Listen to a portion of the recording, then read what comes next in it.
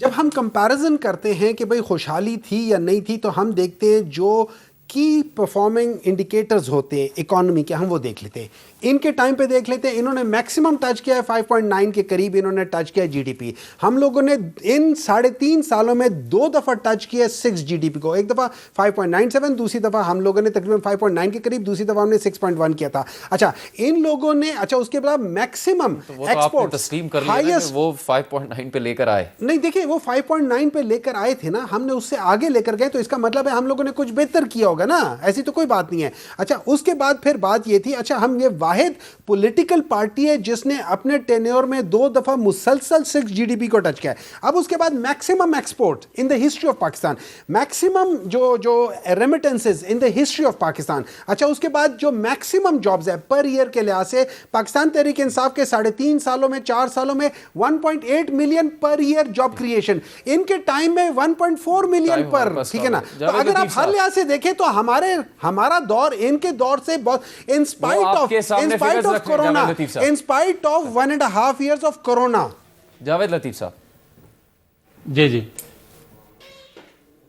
جنید، بات یہ ہے کہ اگر ان سے مکالمہ کیا جائے تو وہ تو شاید ان کی ٹریننگ تربیت کا حصہ ہے، کسی کو بات ہی نہیں کرنے دیتے.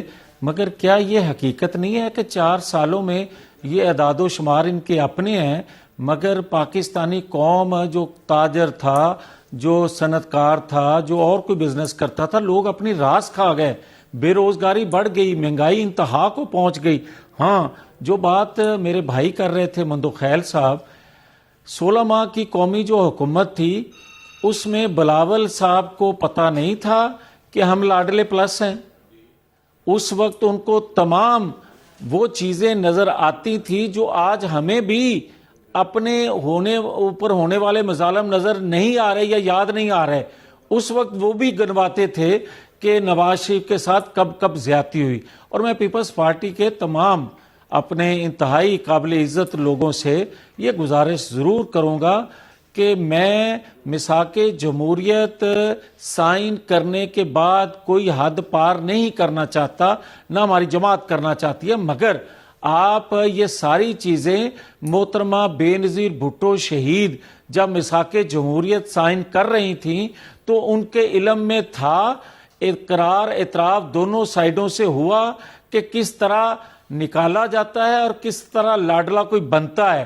مگر ہم آج بھی یہ کہیں گے، جس طرح میں پہلے بھی کہہ چکا ہوں، کہ پاکستان کے اندر بگاڑ اتنا زیادہ پیدا ہو چکا ہے اور تمام سٹیک ہولڈرز جو ہیں ان کو چاہیے کہ مل بیٹھ کے سوچیں کہ ہم کہاں کھڑے ہیں. پاکستان خدا نخواستہ جس گرداب میں پھنس گیا ہے، خدا نخواستہ ہم اس کے لیے نہ کہیں کل کو رونا شروع کر دیں، کل کو اس کی فکر کرنا شروع کر دیں. تو یہ چیزیں، پاکستان کا آئین، قانون، ایک دوسرے کے خلاف الیکشن لڑنا، یہ ایک حقیقت ہے، حقیقت رہے گی، مگر ہمیں پھر بھی پاکستان کی بقا و سلامتی کے لیے سوچنا ہوگا. وہ تو لڑائی نہیں چاہتے پیپلز پارٹی سے، تو میثاق جمہوریت تک کا ذکر کر دیا. دیکھیے آپ کو یاد ہوگا بلاول بھٹو زرداری صاحب نے مریم بی بی کے سامنے بھی اس بات کو دہرایا ہے، اور ابھی پچھلے جلسے میں بلاول صاحب یہ بھی فرماتے تھے کہ میاں صاحب ایک ہی اقتدار کے پیچھے سارے اصولوں کا، ساری زندگی بھر کی سیاست کی جمہوریت کا گلا نہ گھونٹے. کیا بات ہے کہ ایک اقتدار اگر نہیں ملے تو کیا فرق پڑے گا، لیکن اس طرح اقتدار کا فائدہ کیا ہے کہ ہائی کمشنر آپ سے مل رہے، آپ کو گائیڈ لائن دے رہے ہیں، ڈی آئی جی آپ کو سلوٹ مار رہا ہے، نگران سارے آپ کے ہے، ترقیاتی کام سندھ میں پابندی آپ کے یہاں چل رہا ہے، ٹرانسفر پوسٹنگ الیکشن کمیشن نے بغیر اصول کے پابندی لگا لی ہے، سندھ میں وفاقی حکومت نے اکھاڑ بکھاڑ کر دی ہے، پنجاب میں وہی ہے. یہ سارے، اور پھر باپ پارٹی کو آپ کی طرف جھکایا جا رہا ہے، آئی پی پی آپ کے کہنے پہ بنایا جا رہا ہے، اور پرویز خٹک کا گروپ آپ کے کہنے پہ بنایا جا رہا ہے. تو یہ ساری چیزیں جمہوریت نہیں کہلائے گا، یہ ساری چیزیں جو نا وہ سلیکٹڈ کی طرف جا رہا ہے.